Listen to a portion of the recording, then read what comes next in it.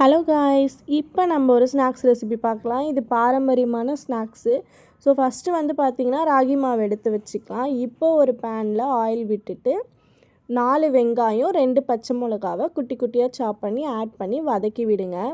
இது கூட வந்து மெயின் இன்க்ரீடியன்ட் பார்த்திங்கன்னா முருங்கைக்கீரை. இப்போ முருங்கைக்கீரையில் வந்து பார்த்திங்கன்னா அயன் கண்டென்ட்டு அதிகமாக இருக்குது. அதுவும் இல்லாமல் நம்ம ஹீமோக்ளோபின் லெவலை வந்து கரெக்டாக வச்சுக்கும். இன்னொன்று, ராகியில் பார்த்திங்கன்னா கால்சியம் அதிகம். ஸோ இது நம்மளோட எலும்பு பற்களுக்கெலாம் ரொம்ப நல்லது.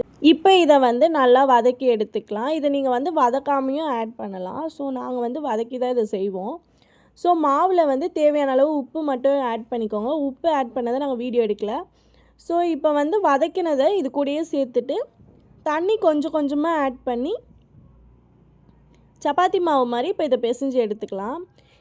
இப்போ நம்ம வந்து ஒயிட் கிளாத் இருக்கும்ல, கொழுக்கட்டைலாம் சேர்த்துக்கு யூஸ் பண்ணுவோம். ஸோ அந்த ஒயிட் கிளாத்தில் இதை தட்டி எடுத்துக்கலாம். இப்போ வந்து ஸ்டவ் ஆன் பண்ணிவிட்டு ஒரு பேனில் ஆயில் விட்டுட்டு இதை ஆட் பண்ணிக்கலாம். ஆட் பண்ணிவிட்டு ஓரத்தில் நல்லா எண்ணெய் விடுங்க. 2 சைடும் இப்போ இது நல்லா வந்து வேகணும். ஸோ இது வந்து பார்த்திங்கன்னா ஒன்று சாப்பிட்டாலே நமக்கு நல்லாவே ஃபில்ட் ஆகும் ஸ்டொமக்கு. பிடிச்சிருந்தால் லைக் பண்ணுங்கள் காய்ஸ், மறக்காமல் சப்ஸ்கிரைப் பண்ணிக்கோங்க. தேங்க்யூ.